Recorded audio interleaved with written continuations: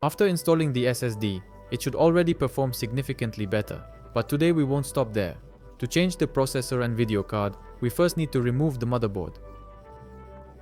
For that, we unscrew all the screws around the perimeter of the motherboard and place them in a separate box. And then we need to carefully disconnect all the cables going to the board, some of which are very small and fragile, so we need to be careful. Again, several connectors are just hanging unconnected. It's immediately obvious that someone worked here before me. Master, in order to fully remove the motherboard, we first need to pull out the RAM modules, which is done from the bottom by pulling the black tab, and the modules themselves will pop out of the slots. We then move the board aside and disconnect the power cable, SATA, and disk drive wires from inside. After ensuring all cables are disconnected, we carefully lift the board up and finally pull it out of the case. The oddly shaped motherboard is actually tiny, though it looks big due to large CPU and GPU heatsinks. We need to remove those too. Just unscrew all visible bolts. I initially wanted to swap the CPU. It has an Intel Core i3-5550 dual-core 4 threads at 3.2 GHz. Even when released, it was budget tier. Using it in 2022 is tough. I plan to replace it with a Xeon X3450 quad-core with 8 threads. It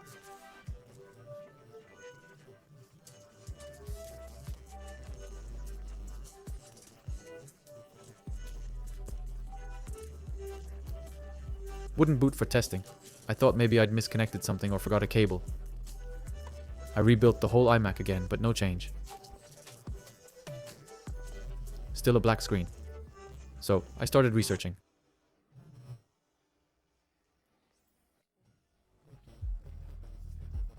After 4 days, I reached a surprising conclusion. Apparently there's a software limit on processors with heat output above 90W in iMacs, like mine.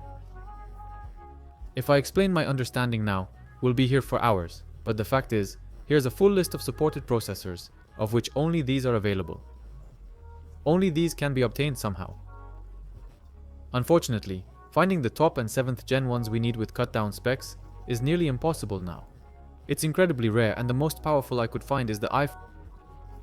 It has 2 cores and 4 threads like the i3, but with a 3.7 GHz frequency, so it should work noticeably faster if my theory is correct and it runs at all. We'll check that later, but for now let's look at the graphics card. It looks like this, a Radeon HD 56.